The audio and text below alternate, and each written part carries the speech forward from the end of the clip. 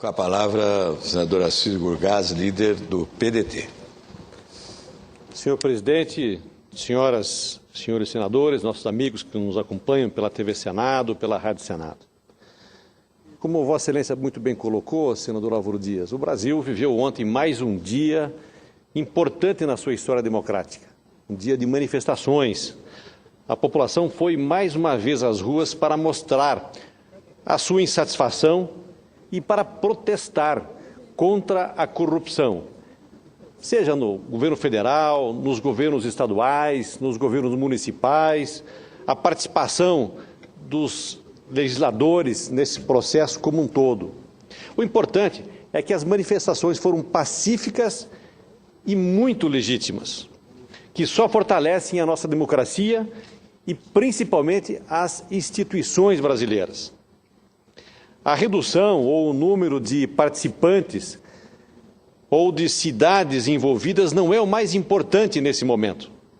O mais importante é que o governo, assim como o Congresso Nacional, o Judiciário, entendam o recado das ruas e tomem as medidas necessárias para que possamos frear a corrupção e punir verdadeiramente os culpados que participam dessas corrupções, bem como superar esse momento de crise política com a retomada do crescimento da economia, o controle da inflação e a manutenção de renda e emprego da população brasileira, que é uma das coisas mais importantes que nós conseguimos conquistar nos últimos anos, é praticamente o pleno emprego.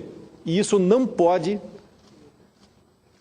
voltar para trás, nós não podemos regredir, nós temos que continuar aumentando o nível de emprego no nosso Brasil, no nosso país, além da melhoria da oferta de bens públicos, como os atendimentos de saúde, os atendimentos na educação pública, são de fundamental importância para a população e é exatamente o que as ruas nos cobram de todos nós, cobram de nós congressistas, nós senadores, deputados federais, vereadores estaduais, governadores e principalmente da presidência da República. E nós temos que dar uma resposta positiva e é exatamente trabalhando para que a gente consiga atender a esses movimentos sociais, a esses movimentos das ruas, é que nós vamos conseguir avançar no nosso país. Para que isso ocorra o mais rápido possível, precisamos aprovar o ajuste fiscal aqui no Congresso Nacional. Precisamos acelerar a tramitação das MPs 664 e 665 e discutir a medida certa dos cortes. E nessas MPs, debater e retirar aquilo que chegamos a consenso de que deva ser retirado e colocar aquilo que tenha que ser colocado para fazer o ajuste dentro da necessidade do governo, mas na capacidade da população de também contribuir para passarmos esse momento no nosso país. Essas medidas, se aplicadas na dose correta, na medida certa, farão com que o Brasil possa retomar o caminho do crescimento econômico, com inclusão social que tem marcado a história recente do Brasil.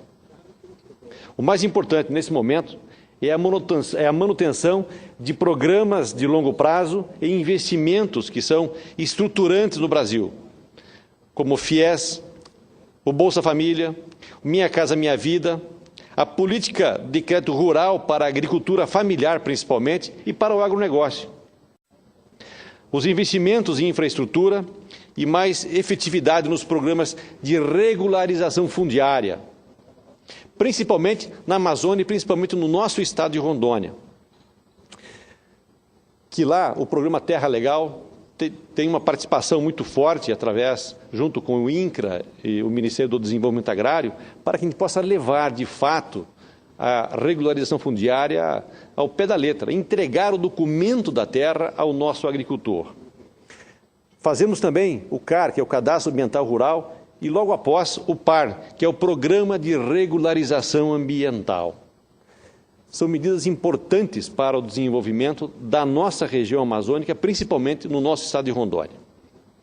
É nesse sentido que tenho conversado com o nosso governador de Rondônia e com os 52 prefeitos dos nossos municípios, para que possamos construir ou contribuir com o governo federal no esforço do ajuste fiscal, mantendo os investimentos nesses setores.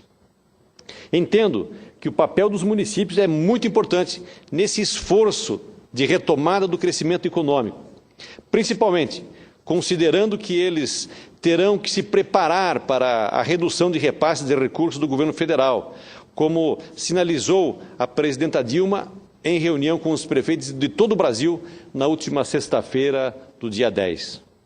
Os prefeitos estiveram em Brasília para discutir com o governo federal medidas para aperfeiçoar os mecanismos de controle dos gastos públicos, de combate à corrupção e de promoção do desenvolvimento sustentável.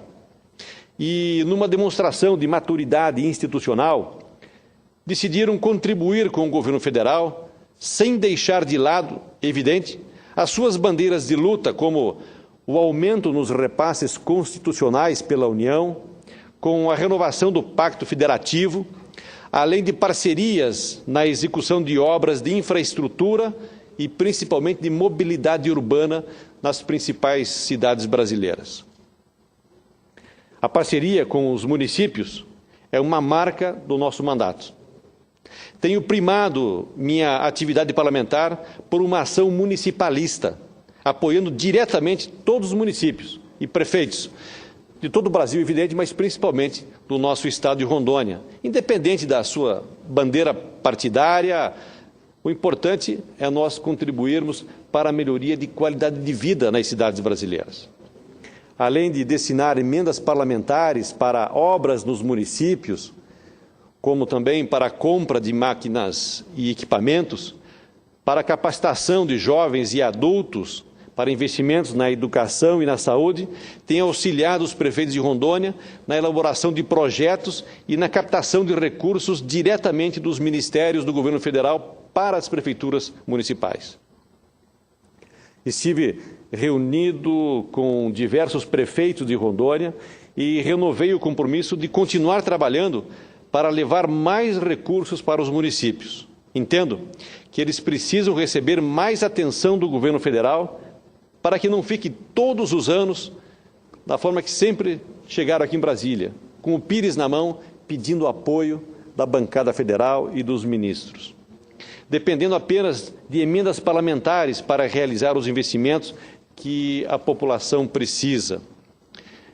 Hoje, as prefeituras estão com as finanças no limite e muitas não têm conseguido fechar suas contas, nem mesmo pagar direito os seus servidores públicos e manter os investimentos obrigatórios em saúde e educação. O aumento dos recursos para o FEPM é um dos itens prioritários do movimento municipalista, especialmente em decorrência da crescente redução de repasses e do aumento de atribuições transferidas às administrações municipais. E vamos continuar nesta luta de forma permanente junto com os prefeitos de todo o país.